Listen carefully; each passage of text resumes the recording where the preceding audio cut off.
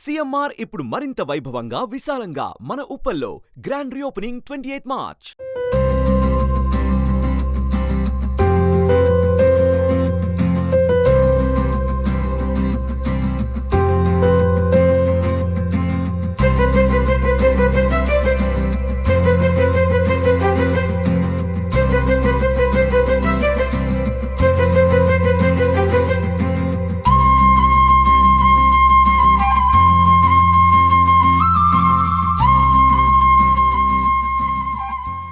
నమస్కారం, welcome to temple tour with Geetanjali. ఇవాల్టి కార్యక్రమంలో మనం చూడబోతున్నాము పాండిచ్చేరిలో ఉన్నటువంటి బాసిలికా చర్చ్. ఆసియా ఖండంలోనే మొట్టమొదటిగా నిర్మించిన బాసిలికా చర్చ్ ఇది. సరే వెళ్ళి చూద్దామా లోపల, రండి.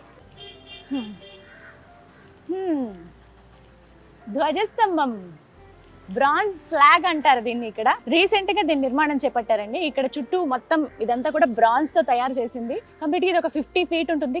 మొత్తం బ్రాంజ్ తో కవర్ చేశారు. ఈ కింద ఈ బేస్ అంతా కూడా ఇక్కడ జీసస్ వి మనకు కనిపిస్తాయి.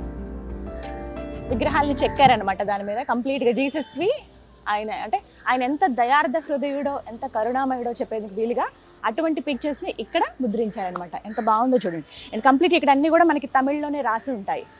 తమిళ్ అంటే ఇక్కడ వెర్షన్స్ కూడా తమిళ్, అలాగే ఇంగ్లీష్ వెర్షన్స్ ఉంటాయి. ఆరాధనల టైమింగ్స్ అంటూ ప్రత్యేకంగా ఉంటాయి. అవన్నీ కూడా వివరిస్తాను. సరే, మరి నాకైతే లోపలికి వెళ్ళి కాసేపు ప్రేయర్ చేసుకోవాలని ఉంది. వెళ్దాము. ముందు ఈ చుట్టుపక్కల వీటి నిర్మాణం గురించి, ఎప్పుడు కట్టారు, ఇవన్నీ కూడా చెప్తాను. ఈ బాసిలికా లోపలికి అడుగు పెట్టగానేనండి నిజంగా ఎంత ప్రశాంతంగా అనిపిస్తుందో తెలుసా. ఒక ఆధ్యాత్మిక వాతావరణం కనిపిస్తుంది చుట్టూరు కూడాను. అందరూ వచ్చి ఎవరికి వాళ్ళు చక్కగా ప్రేయర్ చేసుకుని వెళ్తూ ఉంటారు. చుట్టూ ఆవరణ అంతా కూడా ఓవైపు పాస్టర్స్ ఎవరైతే ఉన్నారో వాళ్ళు ఉండడానికి, ఫాదర్ ఎవరైతే వారు ఉండడానికి, కొంతమంది సిస్టర్స్ ఉంటారు అలాగే వాళ్ళు ఉండడానికి, ఎవరైనా పర్సనల్గా ప్రేయర్ చేయించుకుందాం అనుకునే వాళ్ళు కావచ్చు. ఎక్కడికక్కడ మనకి జీసస్ ప్రతిబింబాలు మనకు కనిపిస్తూనే ఉంటాయండి. ఎక్కడికక్కడ ఆ విగ్రహాల రూపంలో ఇక్కడ ఆరాధిస్తూ ఉంటారనమాట. ఇక్కడ ప్రధానంగా జీసస్తో పాటుగా వారి తల్లిగారు మేరీ మాతని కూడా ఆరాధిస్తూ ఉంటారు. వారి విగ్రహాలు కూడా మనం చూస్తాము. కొన్ని రెప్లికాస్ అనమాట. మనకి ఎక్కువగా ఫ్రాన్స్లో ఉన్నటువంటి రెప్లికా లాగా ఇక్కడ కూడా కొన్ని ఏర్పాటు చేశారు. ఇవి కొండగుట్టలు, అక్కడ మేరీ మాతను ఆరాధిస్తున్నట్లుగా. ఇదంతా కూడా చాలా నీట్గా మెయింటైన్ చేస్తారు. లోపలికి ఎవరు వెళ్ళకూడదు. ఇక్కడ వరకు క్లోజ్ అనమాట. కొంతమంది ఎవరైతే ఇక్కడ వర్క్ చేసి ఉన్నారో, కొంతమంది ఫాదర్స్ కావచ్చు, వీళ్ళందరూ వాళ్ళకి సంబంధించిన సమాధులు కూడా మనకి ఇక్కడ ఈ చర్చ్ లోపలే కనిపిస్తాయి. ఇక్కడ కనపడుతున్నది సెంచురీ మెమోరియల్ స్టేజ్ అండి. ఏమైనా కార్యక్రమాలు జరిగినప్పుడు, ఎవరైనా ప్రసంగించేటప్పుడు, మరీ ముఖ్యంగా కొన్ని ప్రత్యేకమైన సందర్భాల్లో కార్యక్రమాలు జరిగేటప్పుడు ఇక్కడే జరుపుతారనమాట. ఇక్కడంతా కూడా చైర్స్ వేసి చాలా స్పేస్ ఉంది. చాలా దగ్గర ఒక ఎకరం ఉంటుంది ఇదంతా కూడా, ఈ బసిలికా అంతా. అందులో ఎంట్రన్స్లోనే మనకి స్టేజ్ని మనం చూడొచ్చు రైట్ సైడ్.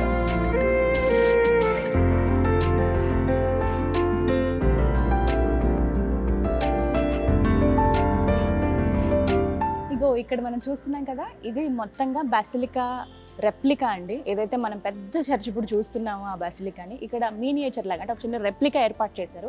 అసలు ఏ విధంగా ఉంది, ఎలా నిర్మించారని చెప్పి. మొత్తంగా ఈ బాసిలికా నిర్మించి 116 సంవత్సరాలు అయిందండి. ఆసియా ఖండంలోనే మొట్టమొదటి బాసిలికా చర్చ్ ఇది. మనం ఇలాంటి బాసిలికాని గోవాలో కూడా చూస్తాము. అలాగే అంటే దీని తర్వాత నిర్మించారు అది కూడా, బట్ ఫస్ట్ నిర్మించింది మటుక పాండిచ్చేరిలో ఉన్నటువంటి ఈ బాసిలికా.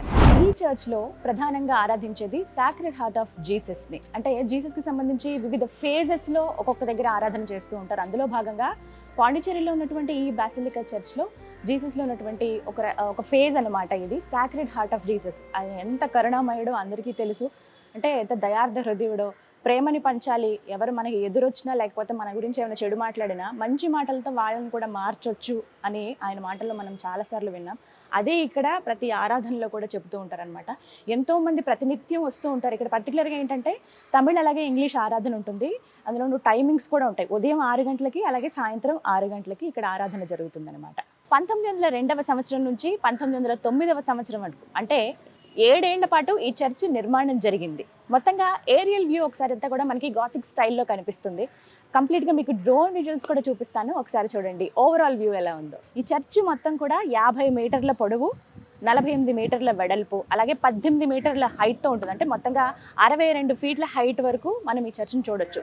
ఎక్కడి నుంచి చూసినా, అంటే పాండిచ్చేరిలో మనం ఎక్కడి నుంచి చూసినా కూడా ఆ పైన ఆ శిఖరం దగ్గర ఉన్నటువంటి ఆ జీసస్ కానీ, ఆ క్రాస్ సింబల్ కానీ మనకు కనిపిస్తాయి. ఓకే, ఇక చర్చ్ లోపలికి వెళ్ళిపోదామా, పదండి. లోపలికి ఎంటర్ అయిపోయాం. ముందుగా చూడొచ్చు 25 ఫీట్ల పెద్ద పెద్ద డోర్స్ ఇవన్నీ కూడా అప్పుడు నిర్మించినవేనండి. ఇలా లోపలికి మనకి ఎంటర్ అవ్వగానే అటు ఇటు ఏంజల్స్ని మనం చూస్తాం. దేవదూతలు మనకి స్వాగతం పలుకుతున్నట్లుగా కనిపిస్తాయి. అటువైపు ఇటు లెఫ్ట్ అండ్ రైట్. నిజంగా ఎంత ప్రశాంతంగా ఉందో తెలుసా.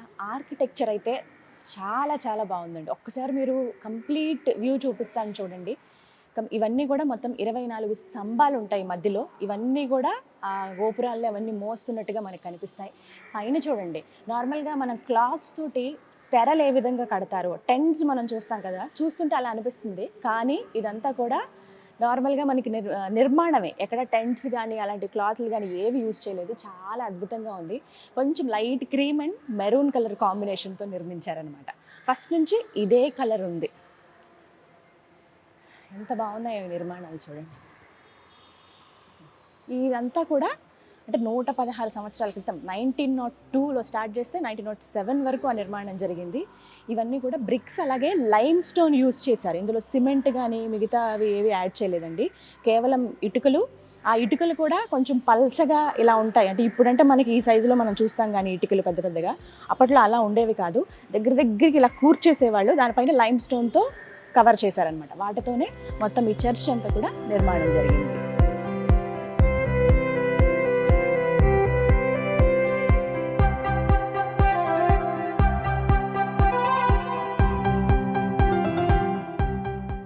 అలాగే కొన్ని ఘటనలు ఏవైతే ఉన్నాయో జీసస్ ఉన్నప్పుడు జరిగినవి, అవి ఇక్కడ విగ్రహాల రూపంలో ఇక్కడ ఏర్పాటు చేశారనమాట. అంటే ఆ ఘటన గుర్తు చేసుకోవడం. ఎవరైనా వచ్చినప్పుడు ఇక్కడ ఈ విధంగా యేసయ్యకి ఇక్కడ బాప్తిజం ఇచ్చారు, అలాగే ఇక్కడ వారిని సిలువ వేశారు అని చెప్పి అవన్నీ మనకి విగ్రహాల రూపంలో ఇక్కడ ఏర్పాటు చేశారు. ఇవన్నీ కూడా చర్చ్ లోపల మనం చూడొచ్చు. ఇక్కడ ప్రతి నిత్యం ఆరాధన జరుగుతూనే ఉంటుందండి. ప్రత్యేకంగా గుడ్ ఫ్రైడే అని, లేకపోతే ఈస్టర్ అని, క్రిస్మస్ అని, ఇవి పండగలు కదా, ఇవి స్పెషల్ డేస్ కదా అని ఏం ఉండదు. ప్రతిరోజు పండగలాగే ఇక్కడ ఆరాధన జరుగుతుంది.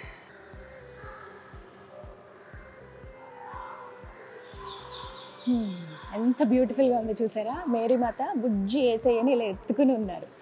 మేరీమాతను కూడా ఇక్కడ ప్రధానంగా పూజిస్తారనమాట. ఎంత చక్కగా ఉన్నారు. అంతా కూడా తమిళ్లో రాసి ఉంటుంది. చాలామంది తమిళ్లు టూరిస్టులు ఎక్కువ మంది వస్తారు. పాండిచ్చేరిలోనే ది బెస్ట్ టూరిస్ట్ ప్లేస్ ఇది. ఇదిగో ఇక్కడ మనం యేసయ్యని చూడొచ్చు.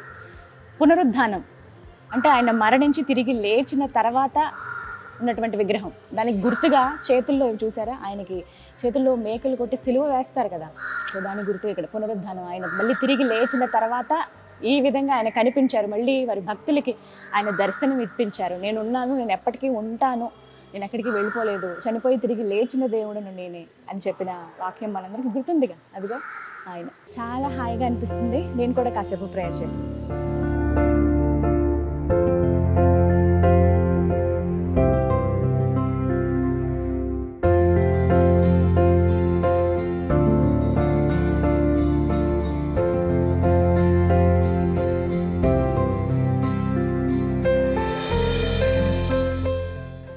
నిజంగా ఎంత హాయిగా అనిపిస్తుందో తెలుసా. ఈ వాతావరణం అంతా కూడానండి, ఇక్కడ ఉన్నటువంటి ప్రిమిసెస్ అంతా కూడా హ్యాపీగా కూల్గా ఉంటుంది. ఏ ఆలోచన మనకి రాదు, ఏ చింతన ఉండదు ఇక్కడికి వచ్చిన తర్వాత అని అనిపిస్తుంది. ఇక్కడ ఎంత బాగుందో తెలుసా. చర్చ్ మొత్తం అంటే మనం రెప్లికాస్ ఒకటి చూసాం కదా, ఈ లోపల ఇంకొక చర్చ్ ఉన్నట్టుగా మనకు అనిపిస్తుంది. అంతా కూడా దేవుడి మందసం అనమాట. చూడండి, బలిపీఠం ఎలా అయితే ఏర్పాటు చేస్తారో ఆ విధంగా లోపల. అంటే ఇక్కడ మొత్తం ఆ నిర్మాణం అంతా కూడా చాలా అద్భుతంగా ఉందండి. అదంతా కూడా పాలరాతితో చేశారనమాట. ప్రతి ఒక్కటి ఇక్కడ దీపాలు వెలిగించడానికి పెద్ద పెద్ద కుందులు మనం చూస్తాము. అలాగే ఎవరైతే బిషప్స్ ఉంటారో వాళ్ళు మాట్లాడడానికి ఇక్కడ స్టేజ్ లాగా ఒకటి ఏర్పాటు చేశారనమాట. ఇక్కడ లోపలికి ఎవ్వరు, సాధారణ భక్తులు ఎవ్వరూ కూడా లోపలికి వెళ్ళడానికి లేదు. కేవలం సెయింట్స్ ఎవరైతే ఉంటారో, బిషప్ ఎవరైతే అంటే ఫాదర్ ఎవరైతే ఉంటారో వారు మాత్రమే లోపలికి వెళ్ళి అక్కడ దేవుడు మందసం దగ్గర అక్కడ కూర్చుని మనకి ప్రవచనం చెప్తారనమాట. ఇలా ఇక్కడికి వచ్చి మోకరించి ప్రేయర్ చేసుకోవచ్చు. ఎవరైనా చక్కగా వస్తారు, అలాగే మోకరించుకుని వాళ్ళ ప్రార్థన, వాళ్ళ విన్నపాలని ఆ యేసయ్య ముందు నుంచి వెళ్తూ ఉంటారనమాట. ప్రశాంతంగా ఉంటుంది. ఒకసారి ఆ మధ్యలో ఉన్నటువంటి ఆ విగ్రహాలు అవన్నీ కూడా చూడండి ఎంత చక్కగా ఉన్నాయో. రెండు వైపులా ఆ పైన క్యాండిల్స్ లాగా లైట్స్ అవి కంటిన్యూగా వెలుగుతూనే ఉంటాయి, క్యాండిల్స్ వెలిగించినట్టుగా. మధ్యలో ఆయన సిలువ వేసిన దృశ్యాన్ని మనం చూడొచ్చు అనమాట విగ్రహ రూపంలో. అలాగే ఏంజల్స్ రెండు పక్కల, అటుపక్క ఉన్నాయి, ఇటుపక్కనేమో లైట్స్ పట్టుకున్నట్టుగా. అలాగే ఈ కింది భాగాల్లో చూడొచ్చు ఇగో చిన్ని యేసయ్యని వారి తండ్రి ఎత్తుకున్నట్లుగా, అలాగే ఇటుపక్క మేరీ మాతని మనం చూస్తామన్నమాట. ఇంకొంచెం పైగా మనకి చూస్తే ఆ యేసయ్య అందరికీ దర్శనమిస్తూ ఉంటారు. అంటే సాక్రెడ్ హార్ట్ ఆఫ్ జీసస్ ప్రధానంగా ఇక్కడ ఆరాధించేది వారడే కాబట్టి అక్కడ మనకి అంటే ఆ హృదయాన్ని ప్రతిబింబిస్తూ ఆ హృదయం గుర్తుని కూడా మనకి ఇక్కడ వారి పైన ఇలా కనబడుతుంది. ఈ హృదయ స్థానం దగ్గర అక్కడ చూడొచ్చు, కిరీటం పెట్టుకుని మహారాజులాగా ఆయన అక్కడ అంత పైన నిల్చుని ఉన్నారు.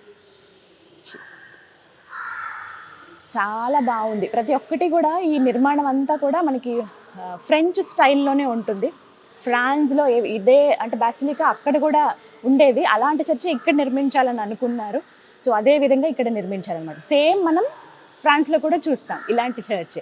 ఈ బాసిలికా చర్చ్లో ఒకేసారి 2000 మంది కూర్చుని ప్రార్థన చేసేందుకు వీలుగా కూడా ఏర్పాట్లు చేశారండి. దానికి తగ్గట్టుగానే ఉంటుంది, చాలా స్పేషియస్గా ప్రతినిత్యం ఆరాధన జరుగుతూనే ఉంటుంది. ఎప్పుడు పండగలాగానే ఉంటుంది చర్చ్లో. చర్చ్ లోపల కూడా ఎంత అందంగా ఉందో తెలుసా? ఇక్కడ ప్రత్యేకించి గ్లాస్ పెయింట్స్ నేను అబ్జర్వ్ చేశానండి, చాలా బ్యూటిఫుల్గా ఉన్నాయి. ఇవన్నీ కూడా మొత్తం 20 గ్లాస్ పెయింట్స్ ఉంటాయి, అంటే విండోస్ లాగానే కనిపిస్తాయి కానీ వాటిపైన గ్లాస్ పెయింటింగ్ చేశారు. ఆ పెయింటింగ్స్ ఎవరో తెలుసా? 20 మంది సెయింట్లు ఎవరైతే ఆ ప్రభువుని ఆరాధించి ఉన్నారో, ఆరాధిస్తూ అంటే ప్రజలకి ఇంకాస్త క్రైస్తవ్యం గురించి తెలియాలి, ఆ జీసస్ గురించి ఇంకా తెలియాలని వారి జీవితం అంతా కూడా అలాగే వాళ్ళు ధారపోసి ఎంతో త్యాగం చేసిన వాళ్ళు అనమాట. వాళ్ళందరూ ఆ సెయింట్ల పిక్చర్స్ అన్నీ కూడా గ్లాస్ పెయింట్స్ రూపంలో మనం ఇక్కడ ప్రతి ఒక్క విండో దగ్గర చూస్తాం. మొత్తం 20 సెయింట్స్వి ఇక్కడ ఉంటాయన్నమాట. పాండిచ్చేరిలో ఉన్నటువంటి ఈ బాసిలికా చర్చ్ని మొత్తంగా 20 మంది పారిష్ ప్రీస్ట్లు నడిపించారండి. మొత్తంగా ఈ 50 సంవత్సరాలలో చర్చ్ నిర్మించి 116 సంవత్సరాలు అయినప్పటికీ ఈ 50 సంవత్సరాలలో చాలా డెవలప్మెంట్ జరిగిందనే చెప్పుకోవాలి. అంటే ఇప్పుడు మనం చూస్తున్నవి ఇది వరకు కేవలం చర్చ్ మాత్రమే ఉండేది, అంటే బాసిలికా ఇటువైపు ఏదైతే మనం మినియేచర్లో చూసామో అంతవరకే ఉండేది. కానీ ఆ తర్వాత చుట్టుపక్కల అంటే ఇదే ఆవరణలో చాలా డెవలప్మెంట్స్ చేశారనమాట. 2005వ సంవత్సరంలో కొంత రెనోవేట్ చేసి ఇంకా అందంగా ఈ చర్చ్ కనపడే విధంగా చేశారు. అంటే బయట మనం ధ్వజస్తంభం రూపంలో ఏదైతే చూస్తున్నామో అది నూతనంగా నిర్మించినదే.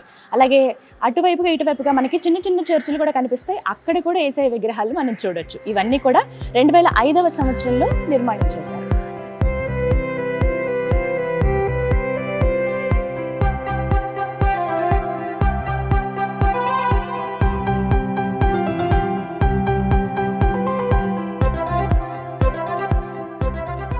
పాండిచ్చేరిలో ఉన్నటువంటి ఈ బాసిలికా చర్చ్లో ప్రతి శని ఆదివారాలు 5 సార్లు ఆరాధన జరుగుతుంది. ప్రస్తుతం ఈ బాసిలికా చర్చ్ ఆర్చిడయాసిస్ ఆఫ్ పాండి కడలూరు వారి ఆధ్వర్యంలో నడుస్తుంది. ఈ బాసిలికా చర్చ్ పెళ్లిళ్ళకి చాలా ఫేమస్.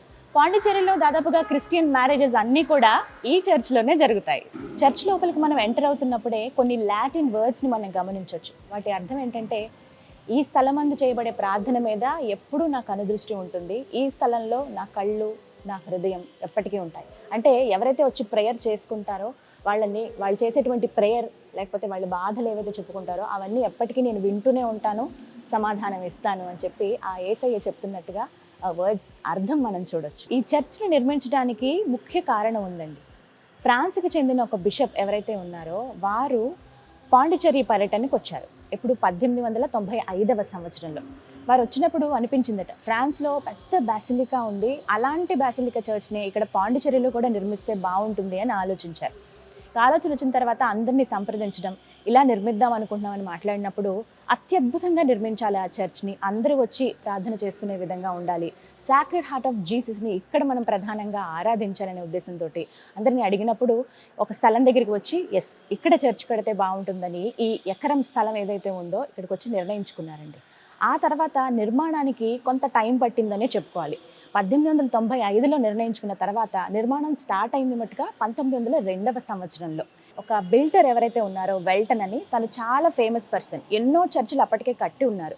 సో వారిని వెళ్ళి సంప్రదించారనమాట. వెల్టన్ వెళ్ళి అడిగితే వారు చెప్పారు, ఖచ్చితంగా నిర్మిద్దాము, కొంత సమయం అంటే ఎక్కువ టైం పట్టినా కానీ చాలా అందంగా ఈ చర్చిని మనం నిర్మిద్దామని అందరూ నిర్ణయించుకుని 1902వ సంవత్సరంలో స్టార్ట్ చేస్తే 1909వ సంవత్సరంలో ఈ చర్చ్ అంతా కూడా నిర్మాణం కంప్లీట్ అయింది. 1902లోనే ఇక్కడ ప్రార్థనలు స్టార్ట్ అయ్యాయి. ఎందుకంటే ఆయన ఆరాధిస్తూ భారం అంతా ఆయన పని వేస్తే ఆ చర్చ్ అంటే ఆ నిర్మాణం ఏదైతే ఉందో అదేది భారం కాకుండా కంప్లీట్గా ఆయనే చూసుకుంటారనే ఉద్దేశంతో ప్రతినిత్యం ప్రార్థనలు జరుగుతూనే ఉండేవి.